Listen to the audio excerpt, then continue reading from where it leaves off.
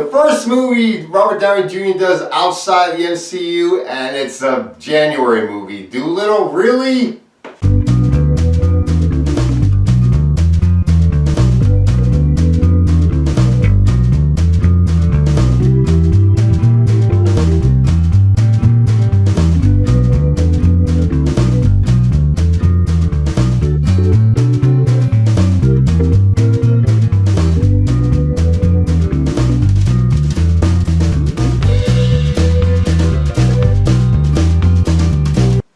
Dolittle, directed by Stephen Gaghan, starring Robert Downey Jr. as Dr. John Dolittle, who has become a hermit in this movie, living with his animals. He gets visited by these two kids, Tommy and Lady Rose. Tommy has accidentally shot a squirrel, and he wants Dolittle to heal the squirrel. So Dr. John Dolittle heals the squirrel up, and Lady Rose tells Dr. John Dolittle that the queen has been poisoned, and if the queen dies, then he loses his home because of the deed that he signed. So he visits the queen, figures out that the only way to save the queen is to go out on this perilous journey with Tommy as his apprentice to find this rare plant to heal the queen, and that's pretty much the movie. Now, this movie is coming out in January, and basically, it's not a very good movie. It's the dumping ground. It's a terrible film. Robert Downey Jr. is terrible in this movie as Dr. John Dolittle. His acting is bad. He does this Welsh accent, and he's doing it badly. The animal voices are not very good in this movie. Emma Thompson voices a parrot in the movie, and you got Rami Malek doing the voice, I think, of a monkey in the film, and John Cena voices a polar bear. Kumail Nanjiani voices an ostrich in the film,